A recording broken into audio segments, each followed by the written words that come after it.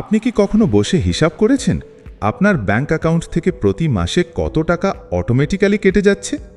হয়তো মোবাইলে একটা মেসেজ আসে, ৯৯ টাকা কাটা হয়েছে, ১৪৯ টাকা কাটা হয়েছে, ২৯৯ টাকা কাটা হয়েছে। আপনি মেসেজটা দেখেন, তারপর ভুলে যান।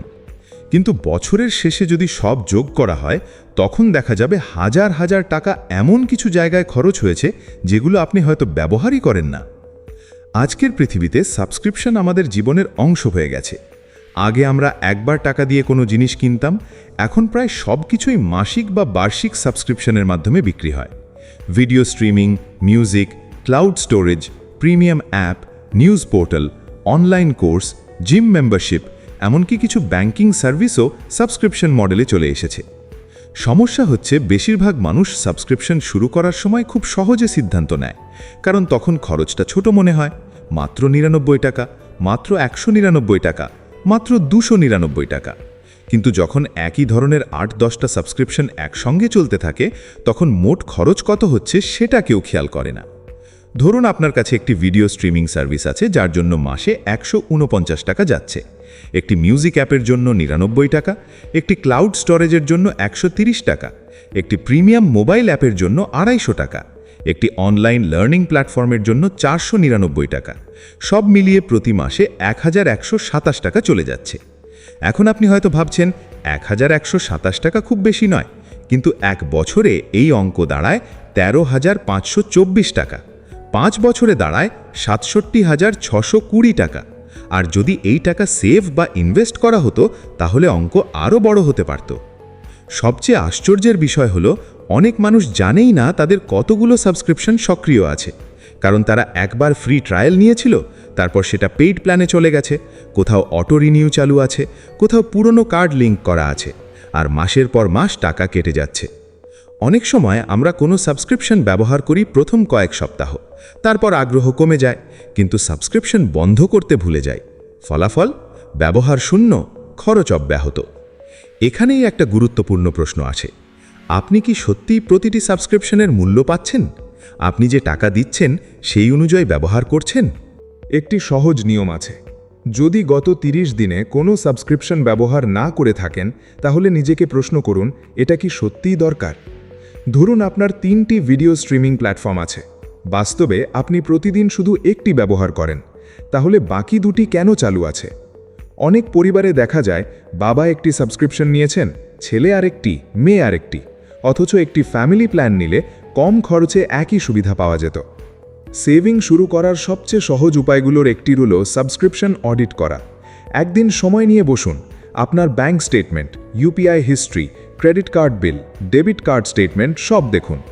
প্রতি মাসে কোন কোন কোম্পানি টাকা কাটছে তার তালিকা তৈরি করুন। তারপর প্রতিটির পাশে লিখুন, আমি কি এটি নিয়মিত ব্যবহার করি? যদি উত্তর না হয়, তাহলে সেটা বাতিল করার কথা ভাবুন।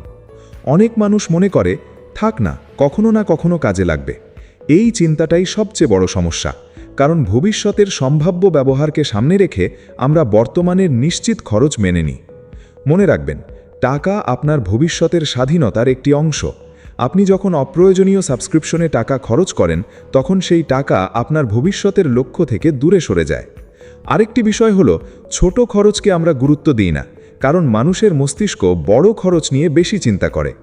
যদি কেউ আপনাকে বলে আজ ১০,০০০ টাকা খরচ করতে হবে, আপনি ১০ বার ভাববেন, কিন্তু যদি প্রতিদিন ৩০-৪০ টাকা করে খরচ হয়, সেটা সহজে চোখ এড়িয়ে যায়। সাবস্ক্রিপশন কোম্পানিগুলো এই মনস্তত্ত্ব খুব ভালোভাবে বোঝে, তাই তারা ছোট ছোট মাসিক চার্জ রাখে, যাতে আপনি অনুভবই না করেন কত টাকা বেরিয়ে যাচ্ছে।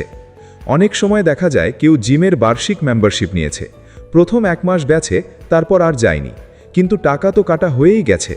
আবার কেউ কোনো অনলাইন কোর্স কিনেছে, অর্ধেকও শেষ করেনি, তবুও নতুন কোর্সের সাবস্ক্রিপশন চালু রেখেছে। এগুলো শুধু অর্থের অপচয় নয়, এগুলো আমাদের অসম্পূর্ণ প্রতিশ্রুতিরও স্মারক। আমরা ভাবি আগামী মাস থেকে শুরু করব, কিন্তু সেই আগামী মাস অনেক সময় আর আসে না। একটি কার্যকর কৌশল হলো, একটি ঢুকলে একটি বের হবে নিয়ম। অর্থাৎ নতুন কোনো সাবস্ক্রিপশন নেওয়ার আগে পুরনো একটি বাতিল করতে হবে, এতে সাবস্ক্রিপশনের সংখ্যা নিয়ন্ত্রণে থাকে। আরেকটি ভালো অভ্যাস হলো সব সাবস্ক্রিপশন একটি তালিকায় রাখা। একটি সাধারণ নোটবুক বা মোবাইল নোট অ্যাপে লিখে রাখুন কোন সাবস্ক্রিপশন, কত টাকা, কখন রিনিউ হবে। এই তালিকা আপনাকে বাস্তব চিত্র দেখাবে। অনেক সময় শুধু সংখ্যাগুলো সামনে দেখলেই সিদ্ধান্ত নেওয়া সহজ হয়ে যায়। ধরুন আপনি প্রতি মাসে অপ্রয়োজনীয় সাবস্ক্রিপশন থেকে 500 টাকা বাঁচালেন, বছরে 6000 টাকা, 10 বছরে 60,000 টাকা। আর যদি সেই টাকা নিয়মিত ইনভেস্ট করা হয় তাহলে তার মূল্য আরও অনেক বেশি হতে পারে। সেভিং মানে শুধু বেশি আয় করা নয়, সেভিং মানে অপ্রয়োজনীয় খরচ চিহ্নিত করা এবং নিয়ন্ত্রণ করা। অনেক মানুষ বেতন বাড়ার অপেক্ষা করে, তারা ভাবে বেশি আয় হলে সেভিং করব। কিন্তু বাস্তবে দেখা যায় আয় বাড়ার সঙ্গে সঙ্গে খরচও বাড়ে। নতুন সাবস্ক্রিপশন যোগ হয়, নতুন সার্ভিস যোগ হয়, নতুন বিল যোগ হয়। ফলাফল, আয় বাড়লেও সেভিং বাড়ে না। যে ব্যক্তি নিজের খরচ নিয়ন্ত্রণ করতে পারে না সে বেশি আয় করেও আর্থিক চাপ থেকে বের হতে পারে না। সাবস্ক্রিপশন বাতিল করা মানে আনন্দ ত্যাগ করা নয়, বরং যেগুলো সত্যিই মূল্য দেয় সেগুলো রাখা এবং বাকিগুলো বাদ দেওয়া। আপনি যদি প্রতিদিন একটি মিউজিক অ্যাপ ব্যবহার করেন সেটি রাখুন, যদি একটি ভিডিও প্ল্যাটফর্ম থেকে নিয়মিত বিনোদন পান সেটিও রাখুন, কিন্তু যেগুলো মাসের পর মাস ব্যবহার হয় না সেগুলো নিয়ে পুনর্বিচার করুন। অনেক সময় মানুষ সাবস্ক্রিপশন বাতিল করতে ভয় পায়, কারণ তারা ভাবে পরে হয়তো দরকার হবে, কিন্তু প্রয়োজন হলে আবার তো নেওয়া যাবে। অপ্রয়োজনীয়ভাবে টাকা নষ্ট করার চেয়ে প্রয়োজনের সময় আবার শুরু করা অনেক ভালো। নিজেকে একটি চ্যালেঞ্জ দিন। আগামী 30 দিনের মধ্যে সব সাবস্ক্রিপশন পর্যালোচনা করুন।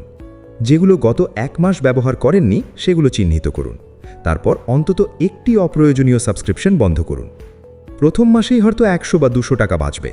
অঙ্কটা ছোট মনে হতে পারে, কিন্তু আর্থিক উন্নতির শুরু প্রায় সব সময় ছোট পদক্ষেপ থেকেই হয়। যখন আপনি বুঝতে পারবেন আপনার টাকা কোথায় যাচ্ছে, তখনই আপনি অর্থের ওপর নিয়ন্ত্রণ ফিরে পাবেন। আর্থিক স্বাধীনতা হঠাৎ করে আসে না, এটি আসে শত শত ছোট সিদ্ধান্তের মাধ্যমে। আজ একটি সাবস্ক্রিপশন বন্ধ করা হয়তো খুব বড় ঘটনা নয়, কিন্তু সেই সিদ্ধান্ত আপনাকে শেখাবে সচেতনভাবে টাকা ব্যবহার করতে। আর সচেতন অর্থ ব্যবস্থাপনাই দীর্ঘমেয়াদে সম্পদ গঠনের ভিত্তি। মনে রাখবেন, প্রতিটি টাকা যা অপ্রয়োজনীয় খরচ থেকে বাঁচানো যায় সেটি আপনার ভবিষ্যতের জন্য কাজ করতে পারে। সেই টাকা হতে পারে জরুরি তহবিলের অংশ, কোনো বিনিয়োগের শুরু, কোনো স্বপ্ন পূরণের ভিত্তি, অথবা আর্থিক নিরাপত্তার একটি ধাপ। তাই আজই একটু সময় নিয়ে আপনার সব সাবস্ক্রিপশনের দিকে তাকান। নিজেকে প্রশ্ন করুন, আমি কি সত্যি এর মূল্য পাচ্ছি? যদি উত্তর না হয় তাহলে সাহস করে সেটি বন্ধ করুন। কারণ সেভিং শুরু হয় শুধু বেশি টাকা আয় করার মাধ্যমে নয়, বরং অপ্রয়োজনীয় টাকা বেরিয়ে যাওয়ার পথ বন্ধ করার মাধ্যমেও। আর এই ছোট সিদ্ধান্তগুলোই একদিন বড় আর্থিক পরিবর্তনের কারণ হয়ে দাঁড়ায়।